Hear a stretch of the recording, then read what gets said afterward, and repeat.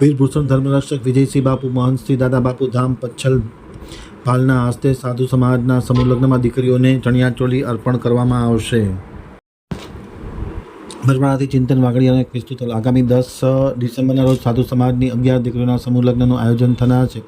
આ સમૂહ લગ્નના મુખ્ય દાતા વીરભૂષણ ધર્મરક્ષક વિજયસિંહ બાપુ દાદા બાપુ ધામ પચ્છમ ભાલ છે. ગત તારીખ 10/11ના રોજ સમૂહ લગ્નમાં જોડાયેલ સાધુ સમાજની 11 દીકરીઓને પાનેતરના સ્વરૂપે કલાત્મક હાથ ભરત ગૂંથણના ચણિયાચોળી પોતાના હસ્તે અર્પણ કરવામાં આવ્યા હતા. સાથોસાથ કરિયાવરની બીજી ખૂટતી વસ્તુઓમાં માટલા તરીકે દીકરીઓને ડ્રેસ, સાડી અને અન્ય 5 આઇટમ આપવામાં આવ્યા હતા. આ પ્રસંગે સાધુ સમાજના યુવા પ્રમુખ મનોજ બાપુ મહેસવાણિયા તેમજ ભેખધારી હરિરામ બાપુ ધારપીપળા, સાધુ સમાજ સમૂહ લગ્ન સમિતિના પ્રમુખ નીતાબેન ગોંડલિયા તેમજ 100 ઉપરાંત સાધુ સમાજના ગુજરાતના વડીલો મોટી સંખ્યામાં લોકોએ હાજરી આપી હતી.